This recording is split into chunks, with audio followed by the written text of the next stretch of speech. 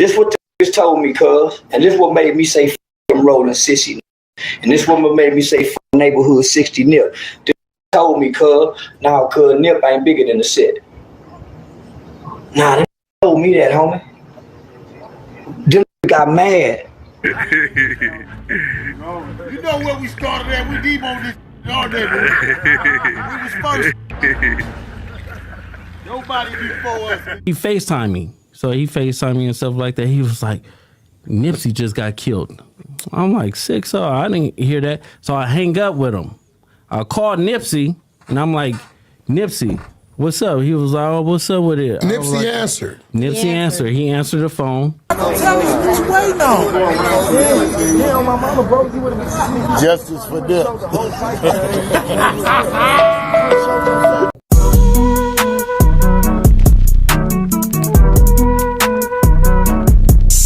What it do with the business is, people? It's your boy That Way with Jack Travis to be precise, man. You know how we do, you know how we doing it. Back in this thing again, you understand me, man? Normal, like and subscribe to content. As always, you see my surroundings a little different right now, man. I'm on the way to the crib, but I want to go ahead and get these thoughts out on this so I can work on other things when I get to the crib. With that being said, what we're going to talk about today, man, is this Nipsey Hussle, this Big U situation. You dig what I'm saying? Now, you know, I was a huge fan of Nipsey Hussle, man. I had the pleasure of going out there to his store. You know, I went out there early. Like, my first time was like 2015. You know what I mean? I had a chick that lived in San Diego at the time. And so, you know, I traveled out there, and that was my first time running across the store, and I went a couple times after that. Never had the pleasure of running into Nip. The first time I went, if I ain't mistaken, I think I met Sam. Whoever that was there, they told me Nip had just left or what have you, but I was a big fan of the man, music, his fashion and all that, you know what I'm saying? So it was a very unfortunate situation when you seen what happened to bro and the way it happened to him, you know what I'm saying? The nigga Eric Holder, he did bro as if the roles were switched, you know what I'm saying? So here lately, man, within the last couple of days, all the attention got put back on this case because Black Sam went and had an interview on Big Boy's platform, you know what I mean? And he said a couple things. He didn't say any names, but he alluded to a couple incidents that happened on, you know, leading up to you know, the time when Nip was murdered.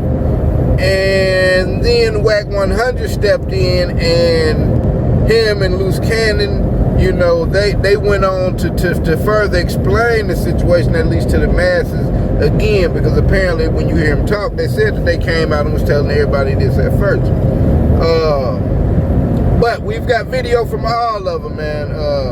I've got a couple of setups of video. We've got video from Loose Cannon. We've got video from Big U. We've got video from Wack 100. It's a pretty wide-ranging little deal, man. And it's a lot that I left out. But the first little set of clips we're gonna get to, we got Charleston White. You know what I'm saying? That's what we get into first, because apparently this video you're gonna see right here is an old video from Charleston where he was saying pretty much what Black Sam alluded to and what Wack 100 and others have corroborated since then. So without further ado, man, let's jump into this Charleston White material. Let's go. Sissy down. Yeah, throw that sissy down, sissy. Yeah, you. We already, and I got the name of damn near the Rolling 60. Don't make me go pull up my Rolling 60 dead sheet and go to this and all Rolling 60. Throw that Rolling sissy shit down. Yeah, Rolling sissy fired ass. And Big U had Nipsey Hussle killed.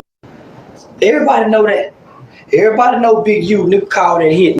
The Rolling 60s. Y'all know why the Rolling 60s killed Nipsey Hussle, man? This what happened with the Rolling 60s, right? And I was with them. This what the told me, cuz. And this what made me say f them Rolling sissy. And this what made me say f neighborhood 60 Nip. This told me, cuz. Now, cuz Nip ain't bigger than the set. You know where we started at. We deep on this all day. We was first. Nobody before us. Back to the rolling 60s. So I'm fucking with them niggas, homie. I'm at the main house where the 60s got started at. And them niggas didn't like Nip, cuz. See what happened, man. Nip pull up on the set, right? The big homies standing out there with the niggas standing, all the niggas around Big U, all the niggas woo woo woo, all the young niggas. Soon as Nip pull up, goddamn me, and that motherfucking me Jaguar, that platinum Jag, and he jump out, he got the chains on. All of the rest of the set broke. The rest of the set looked like bombs. Here come Nip getting out. Woo. Nip got the Hollywood bitch, Lauren London on his side. What happened? Big U right here talking. Oh, there go Nip, cuz. They leave the big homies and run over there to Nip. What you think the big homies doing? Oh, cuz, man, fuck that nigga. Black Sam come out the house, boom, boom, shoot the pistol in the air. This is documented reports. Then Nip come up dead. He had a meeting scheduled with the LAPD for gang intervention and gang prevention programs. The set didn't want that to happen. Nip was getting bigger than the set. The set couldn't control Nip no more. He was getting too big. They kept trying to pull him back to the set. The Jewish white boy and Black Sam was trying to pull him over here to the business development of the community. But the set got Nip off in the set. Say, man, that nigga there, woo, woo, woo. Nip wasn't supposed to say nothing to that nigga, but that nigga was sent to kill Nip. Because Nip did not longer want to pay that $20,000 protection fee.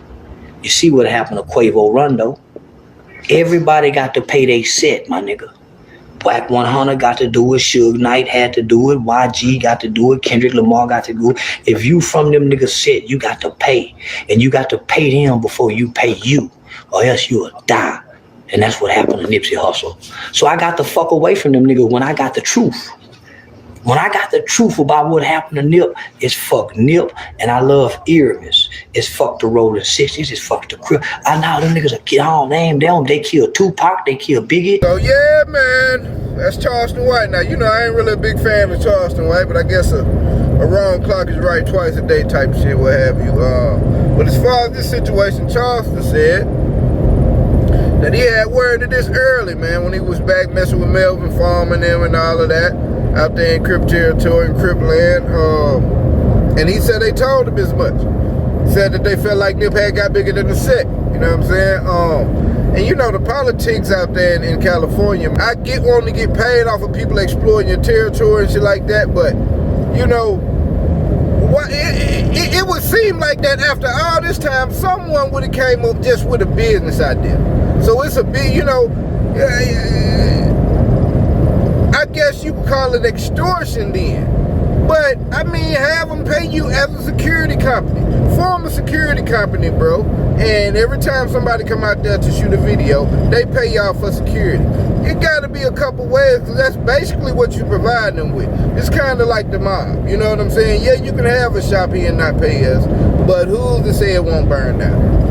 And it's like these days, man, niggas ain't really, man, you don't hold no favor over people like that. But, you know, you saw that clip of Big U riding around on the bike, and he's saying the same thing that, or at least some of the same words that Charleston said. You heard Big U say, you know, we started out D-born niggas, and ain't nobody above the set. You know what I'm saying? Nobody above us. Then, you know, you hear Loose Cannon, he explains that the day that Nipsey got killed, he says that Big U called him about 30 minutes before it actually happened and told him that Nipsey dead. Nipsey just got killed. He said he hangs up with Big U. He calls Nipsey. Nipsey answers the phone. He then end up calling another chick that I guess corroborates the story. I got that video on down the line. Big U said he just talking crazy, what have you, but apparently Loose is a reputable nigga out there, you know what I'm saying? So I ain't heard nobody come out other than Big U and say bro full of shit or what have you. So that's what Loose said, you know what I'm saying?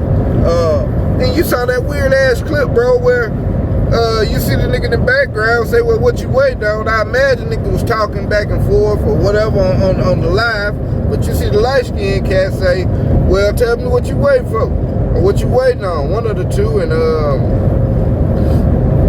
you see Big U read the screen and say, justice for Nip, and they bust out the laugh. Like, it don't really get more telling than that, bro. I ain't gonna hold you. That's highly disrespectful. Like, I don't know, my nigga, like, but, cause you would think it would inflame some Crip niggas from out there that'd be like, come on, bro, like this old nigga out here getting niggas like that out the way, bro. Like that nigga was much more vital than to just the overall black community, bro. Let's go beyond the Crip move. You dig what I'm saying? So I don't know, man. It's a crazy look, you know what I'm saying? If a brother just be so braggadocious, maybe he got the kind of power that they say he don't have, because you'll hear wax explanation there, at least his evaluation on Big U's character out here in these streets, have what kind of pull he got, you know what I'm saying? But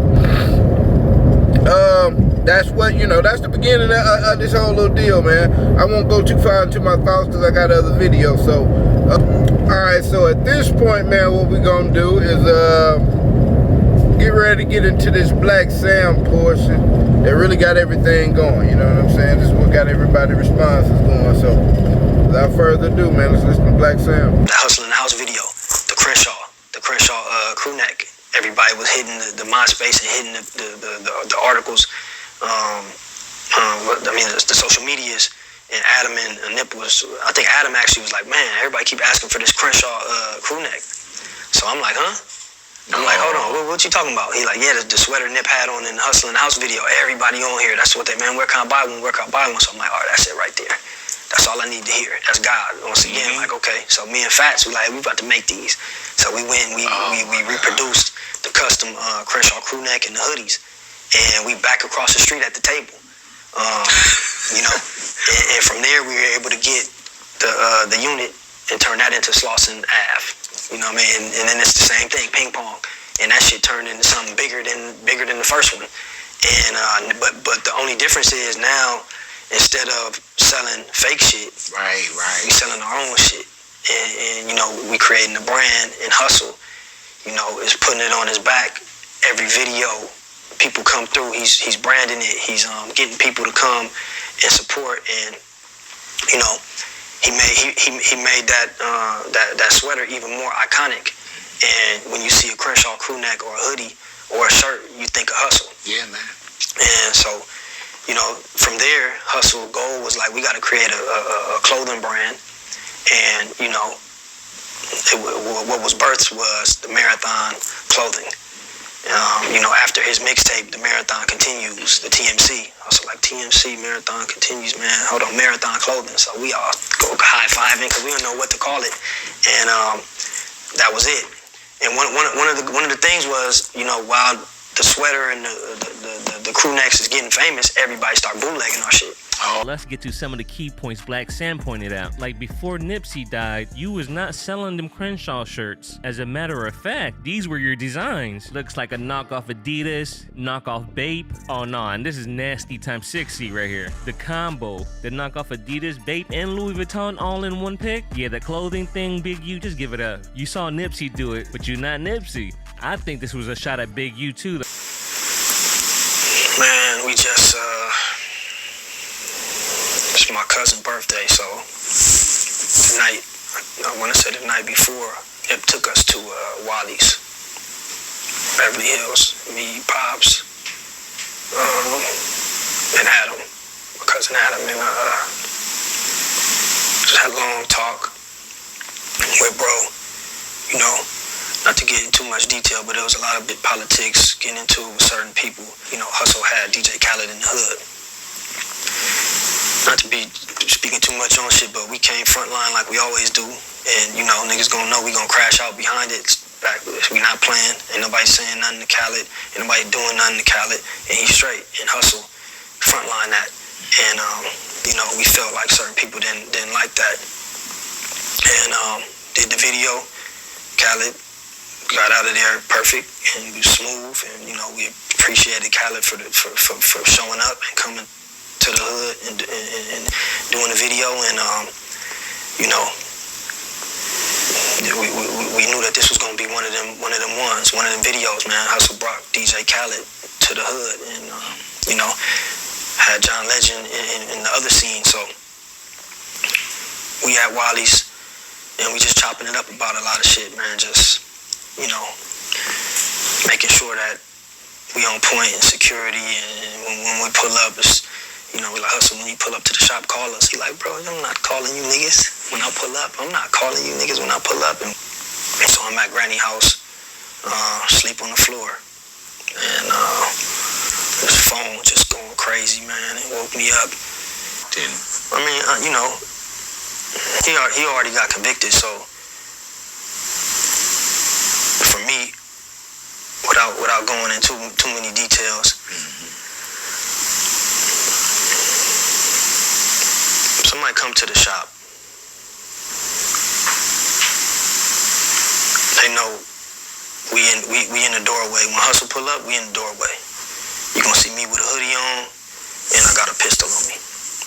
You gonna see one of the team members in the hoodie in the doorway with a pistol. That's protocol when Hussle pull up. So it's Sunday. It's busy in there. Why the niggas in there didn't follow the protocol? I wasn't there. Why they didn't follow it? Maybe they was fucking around helping the customer, doing some fucking customer service. This is what I'm thinking. Trying to, you know, transition into some legitimate selling clothes. But nobody was in the doorway. And from my understanding, old boy walked up with no shirt on first to check the scene, because he know what's going on in that parking lot. And had a conversation. Probably seen nobody was in the doorways. Checked Hussle had on shorts. Checked everybody else. Left. They say came back with a red shirt on. Tiptoed through the alley and went right and started shooting. So to me, that's premeditated. Number one, there's no red shirts in the hood. You can't buy no red shirt. No liquor store sell no red shirt. Number two, when a nigga come through the alley with a red shirt, that's the throw off. Or the Bloods did it. Or the Inglewood families did it. Or the BPS. That's the throw off. Red shirt. So for me, he felt he was supposed to do a job, or somebody sent him or whatever, and he was nervous. He was supposed to hit that alley with that red shirt immediately, but he didn't do that. He came in and he wanted to check the scene. He wanted to make sure he wasn't getting into a shootout. And that's my thoughts on it. You understand? So, and can't nobody tell me nothing about that, because it just don't make no sense. It's not random. You know, I know Hussle. The fact that he left tell me everything I need to know. It was no argument. You know, it was no sense of threat. He was never at any functions. He was never at any grand openings. He was never at anything Hussle was doing. He was never at any shows. It's because he wasn't good in the hood. Alright, so yeah, that's the main video, man. What Black Sam did the interview, like I said, with Big Boy. And you know, he spoke on a couple things. He spoke about you know, this whole thing about when they started making the Crenshaw wear. You dig what I'm saying? Said Nipsey made it famous on that Hussle in the House video, the Crenshaw sweater. And subsequent to, you know, to them, you know, cranking up the process of mass manufacturing those products, niggas started bootlegging this shit. And you saw a couple of products flash across the screen that were that belonged to Big U. Maybe it was other people doing it, but you know, we hadn't seen evidence of that. But you saw his little tacky little designs, bro. So looked like he was alluding to him. And there's a lot of business that Black Sam didn't go into particularly. But like I said, Wack 100 gonna clean up a lot of that. But yeah, man, you know, he progressed on into talking about, you know, this DJ Khaled situation. You know what I'm saying? He says that The night before Nip got murdered, they went to Wiley's to eat. They sat in there politicking for a long time, and the topic of the conversation was basically wanting to move better, you know what I'm saying? Be safe out here because bruh's status was elevating, you know what I'm saying? Apparently, you know, they want to heighten awareness because Nip had just shot a video in which he brought DJ Khaled out to the hood and also John Legend. Now, I don't know if it was a prior beef with Khaled and, you know, Miami and Cali or what have you, or they just viewed him as another lame artist nigga and he coming out here, he gotta pay. You know what I'm saying? Now, I don't know, you know, what part they would hold Nip on that. You know what I'm saying? Would they try to make Nip pay for bringing Khaled? And if so, Nip like, nigga, you're not about to extort me, or, you know, I'm just thinking how that would go. But you'll see that was shut down, man. Apparently Big U, not shut down. Apparently Big U had a problem with that.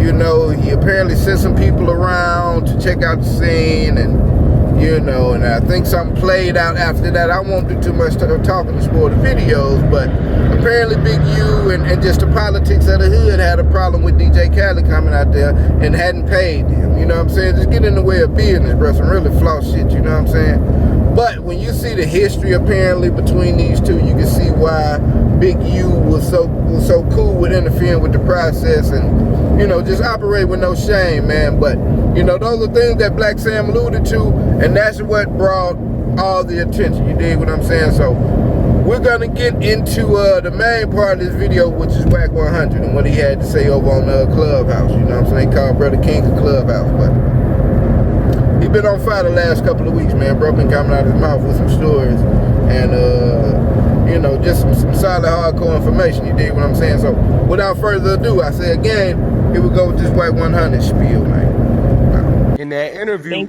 if can pay attention and understanding what he's saying, he basically saying before Nip died, Big U and Nip had an issue about Nip bringing DJ Khaled to their neighborhood. They definitely did.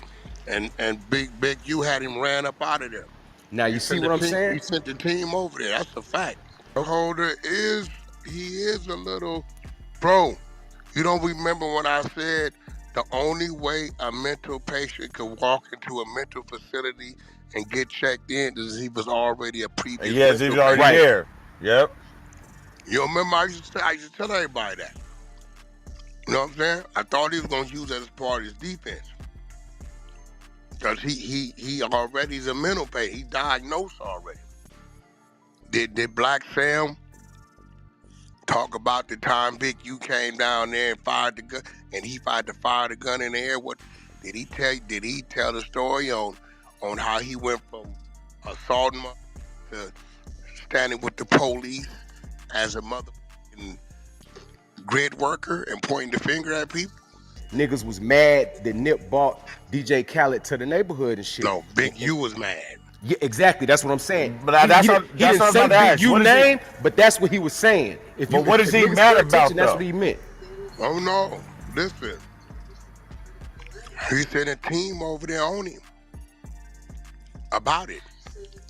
Press that man. This is why when I seen DJ Khaled taking pictures with Big U, I knew what that was. That was the old LA shuffle, the old LA squeeze. But he definitely had a problem with it because the move didn't go through him. He's saying, nigga, Nipsey, you can't bring nobody over here without clearing it through me. Nipsey saying, nigga, who is you? You gotta remember, Nipsey did a whole diss song on Big U. You heard the song before, right? Facts, I heard that shit. Wack, but wasn't Black Sam and Big U already into it? No, Black Sam was into it because of what he did to his brother. Okay. Did he talk about Fats? You know, us a little nigga named Fats, about 5'6", little fat nigga, about 260. Both the Fats, the nigga that died? Hold on. You know what happened to him about a week before he died, right? I heard something about some weed shit. No, Fats put Big U on his pockets. Damn. Big U tried to take off on Nip, and Fats took off on Big U and set him on his pockets. in front of everybody. A week later, Patch was out of here.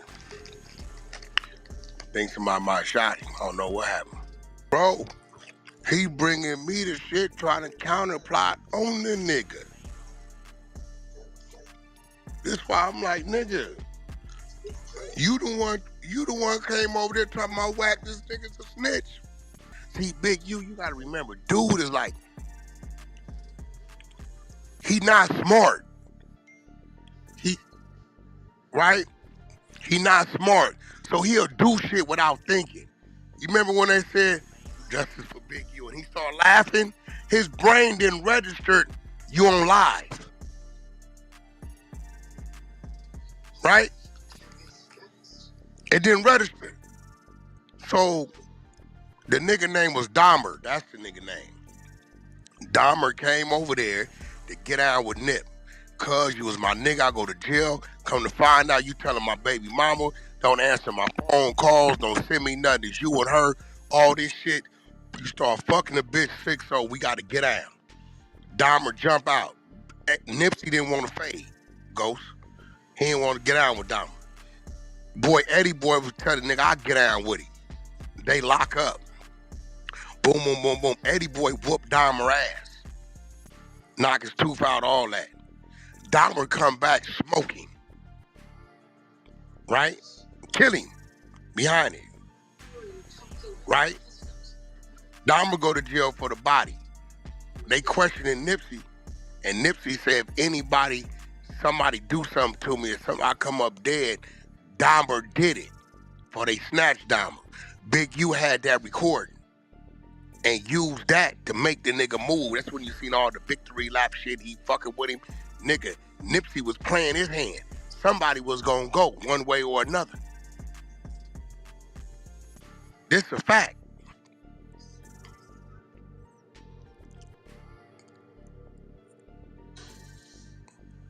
Every time Nipsey made a move, he pressed it. Listen, when he brought YG over there, Big U sent a team over there to run them up out the 60s.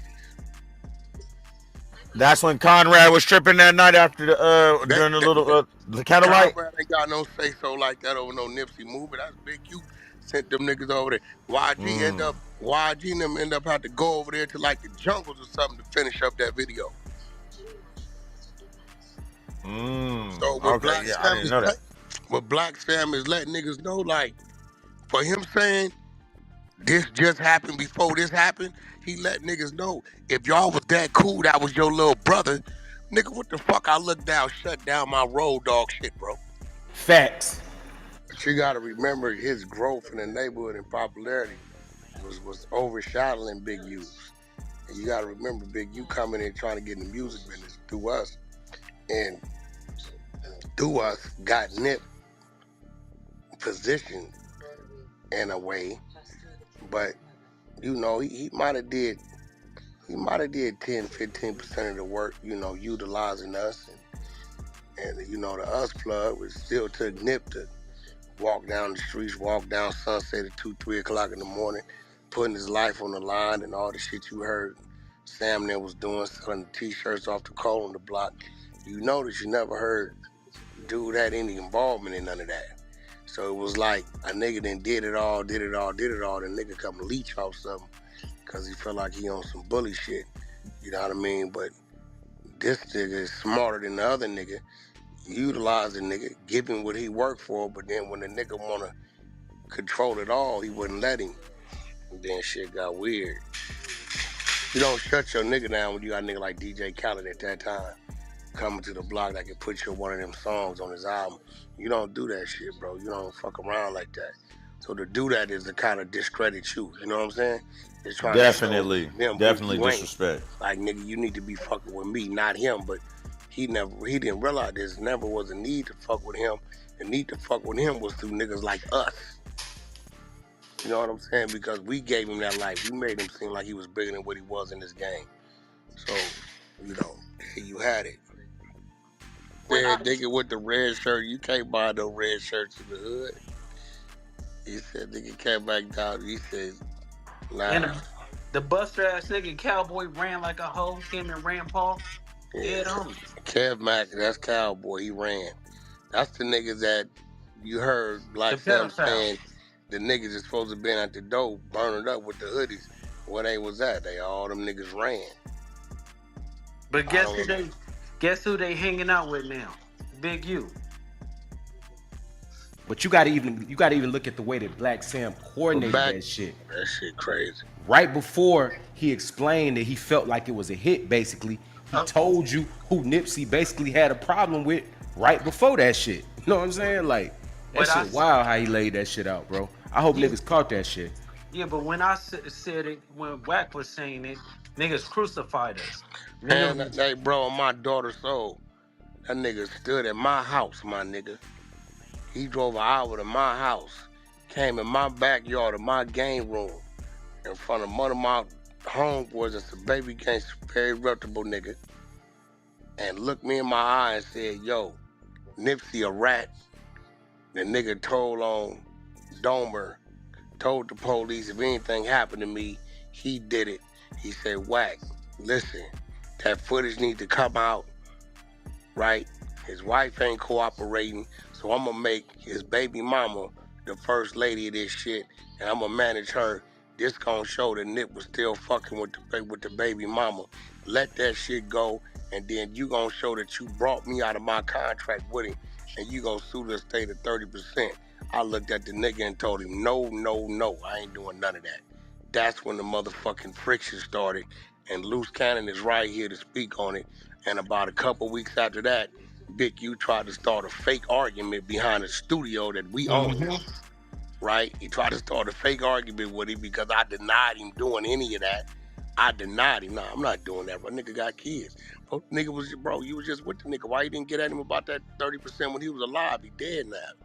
Bro, I'm not finna let them release that footage. That ain't cool. No.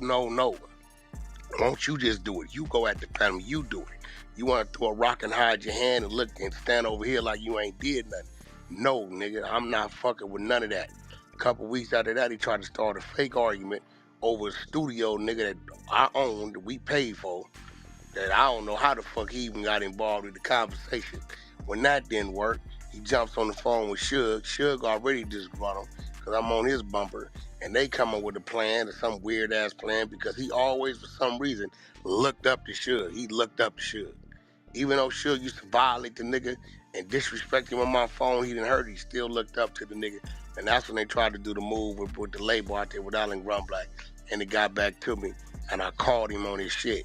It got so bad, right, to where the nigga tried, because he knew Loose was close to me, right, through him. He tried to reach the Loose Ghost to do a job.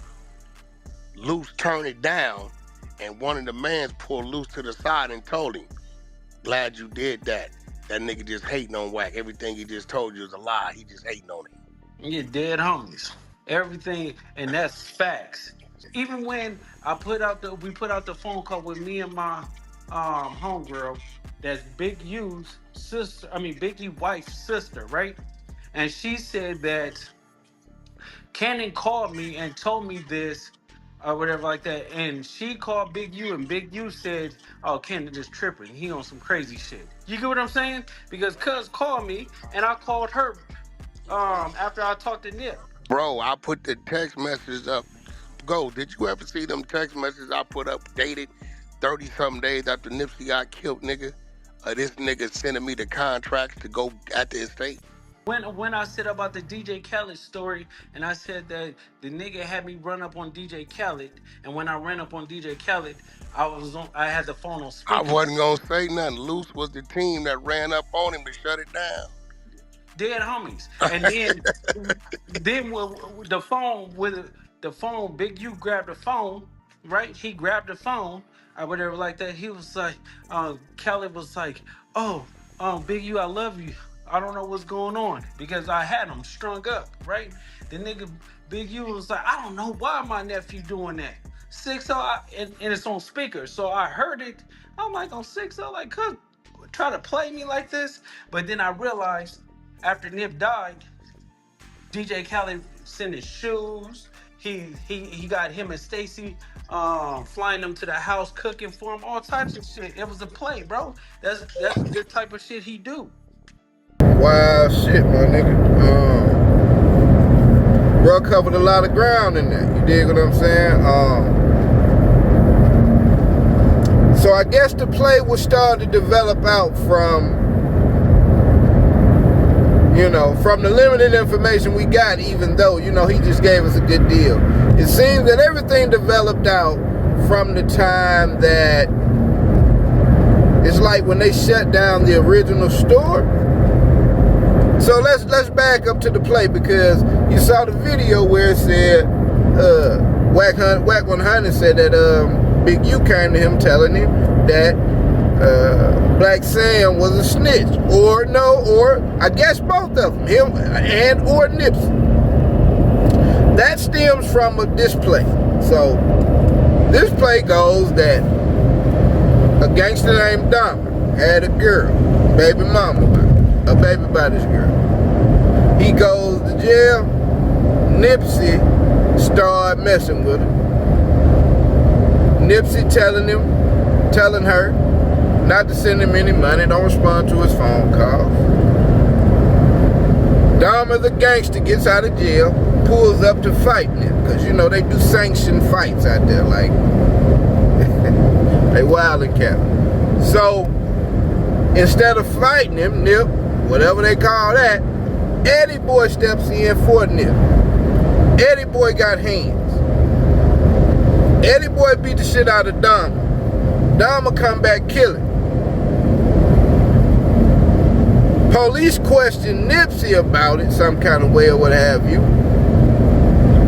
Nipsey says if something were to happen to me, Dahmer did it. So they put 1 and 1 together. They go pick up Dahmer. Apparently, Big U had privy to this conversation. You dig what I'm saying? He hear it through the grapevine, or got a recording or something like that. He turns around to blackmail Nipsey with it. And he, you know, Wack says that's how he get back in the fray with him, and you see him without that Nip at Crip Day or something like that, Hood Day or whatever, you know what I'm saying, Neighborhood Day. Pretty damn material when you put together a lot of things, man. Now I've got a little package of Big U videos that I'm gonna play here in a minute, and he not making it look any better, man. You know, when you look at the situation, you know, the nigga, I look at Eric Holder, I'm like, man, the nigga only came and bought some fries, bro. You know what I'm saying? Like, that just looked like a reason to be around type shit. When they say he came with the shirt off to look non-threatening, you know what I'm saying? If he'd have just came straight off around the corner with the red shirt on, that would have got him on his ass. I don't see how he could have thrown him off any kind of way unless he had a mask on. And I guess he didn't want to risk dying, like just running around the corner with a mask and a red shirt shooting, and try to make it from that corner up to where Nip at to get Nip would have probably been a risk. You know what I'm saying? So he come back with the red shirt on, and I guess that's when he had the guns up under there. That was the purpose for the red shirt. But like I said, he only came to get some fries, man. Apparently Cowboy and all them was in the building. They went around and hid on the counter, and Rim Paul, and they had guns on them. Everybody scattered, and it was just a bad look, man. It was just really a bad look, bro. He mentioned something about bro being a mental patient. He was like, I guess when Eric Holder left the scene, he went and went and checked himself into like a mental institution. And Wack made the point to where you can't just check yourself into one of those places unless you've probably been there already. You're on the books, certified as being crazy. And I don't know how true that is. You know, I've got some background in the medical field. You know what I'm saying? I've been around some of these facilities and all that. I don't know. I know you can be taken to the emergency room if you've got some, you know, if you've got some issues. I don't know that you can just check yourself. Well, yeah, you can self-admit yourself to it. to a site, and I guess it got to be a first time for everything. But you know, he made a couple little points, man, pertaining to that. You know, the Cali politics seemed to fuck up a lot of things, man. He had a tidbit in there about YG not being able to stay over there in the hood and shoot the video. Big U and them put a stop to that, and they had to go over there to the jungle and what have you. But you seen it before, man. Old niggas seeing that the young niggas got more clout, overshadowing them. Niggas still want to live in they goddamn red Corvette days, try to save their little youth, and, you know, whatever little piece of gumption they got to make their chest feel good, you know what I'm saying? Even at the supreme detriment of others, man. But, you know, shit like that, bro. Nowadays, like, you got niggas like Loose Cannon out there talking to phone. I can understand shit. Losing with all that shit, bro. So, you know, if karma is such a thing, then, you know, motherfuckers will get what's coming to them, bro. They're starting to paint an ugly little picture, man. And we need certain individuals out here, bro, to just, you know, to be able to mold and shape the mind of some youth, my nigga. Like, for real. Like, ain't nobody insane out of here. Ain't nobody glorifying certain parts of it and all that but the taking as a whole, bro, I think we work against ourselves a large majority of the time. We've got some hindrances out here outside of our control, but for the most part, bro, like, we can't get out of our own way, bro. I see the tide changing a little bit, but, you know, we still got a ways to go. But we're gonna play these little clips from Big U now, man. And y'all, you know, you take what you will out of those, and I'll come back and we'll get ready to wrap this thing up. See, it ain't nothing to do with it, because I wouldn't have benefited from Nipsey. I didn't have no business with Nipsey. Nipsey ain't signed to me one. In terms of the Sony deal. The Sony deal was we signed straight to Sony. Cinematic Music Group got 20%, 30% everything. I got 15% everything. And the deal fall apart. It never fell apart. The deal never fell apart. It was a 7-year deal. It was a 7-year deal. It was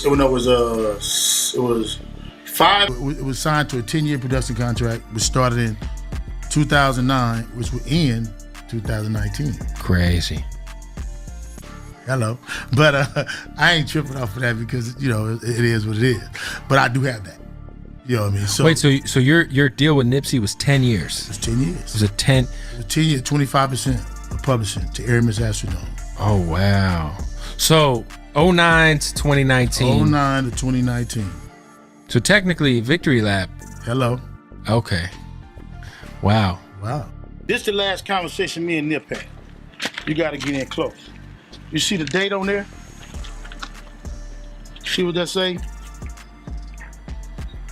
Tuesday, March 28th. This me and him talking. This me talking about DJ Khaled. I told him DJ Khaled had gave me his what you call him number, right? And I said I need to talk to Khaled. So Nip said at the video, did you talk to him? You see what he said? I ain't gotta read it. He said, did you talk to him? But I was doing an interview too, and I said yeah. And I sent him a call cuz back after the meeting. Nip said off top, let me know once he balances it. All right, I don't like none of those replies, bro. I don't really like nothing I saw from that. You know, he got questions in that first clip about Nipsey's death, and this nigga's answer was, I ain't killed Nipsey, had nothing to do with it because I didn't benefit from it. I wasn't making no money off of Nip. Well, I think that's been disproven, especially about the contract with Marks. But what type of shit did that to say? Because that would leave a motherfucker to surmise, well, if you would benefit from it, you would kill him. That's the way you worded it, you know what I'm saying? So that was a bad look. I think that nigga playing in the family face, you know what I'm saying? Then you saw the clips roll in, and first he said they had a 7-year contract for 5 albums. Then he come back in that second clip and he says they had a 10-year deal that started in 2009 and lasted 2019. And when the white guy interviewer says, well, damn, 2019 is the year of Victory Lap. Wow, like, damn, how convenient that he died on Victory Lap and the last year of your contract when you're not making any more money from it. wow. And then you see you put wow and cheese and green like this. Like that shit ain't a game, my nigga. Like that would be highly inflammatory to me if I was people that were close around Nipsey Hussle, bro.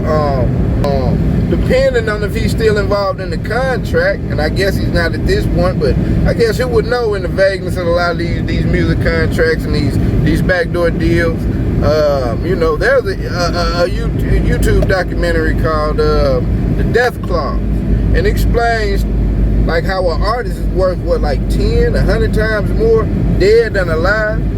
The spike in their sales, you know, the prices they can put on it now that these are you know, in some cases posthumous releases and, you know what I'm saying, unheard music and shit like that. So, you know, he could be involved, but you heard him say something about the contracts. You were obviously, you know, involved with it, man. And for you to word it the way as to why you wouldn't be involved is just, you know, it's a crazy look. I think he playing in their face, my nigga. So, for me, it's a lot of questions to be answered. He doesn't have to answer to me, of course, but you know, some people was on his ass about this, man. All of this coming to Big U and coming to Whack 100 and trying to get him to backdoor, blackmail or sue the estate or start a record label somewhere else. Like, it's bad work, my nigga. So, you know what I'm saying? Some people feel the way to it, bro. You can see why. If Black Sam indeed did call Loose and Whack and say that y'all giving me courage to speak up and speak out, and giving the support he's getting and seeing the replies he's getting from Big U, you know, that could motivate the man to go forward in his pursuits to getting justice for his brother. You know what I'm saying? And from what we see him, bro, like, you know, I don't think we can criticize him for it, but there's other videos coming out daily, man, and I'll put something together behind those. And I'll see y'all in a couple of days, man. Until then, this has been That Way with Jack Travis on the road, mobile station, location. You understand me? I'll get at y'all soon. Loud.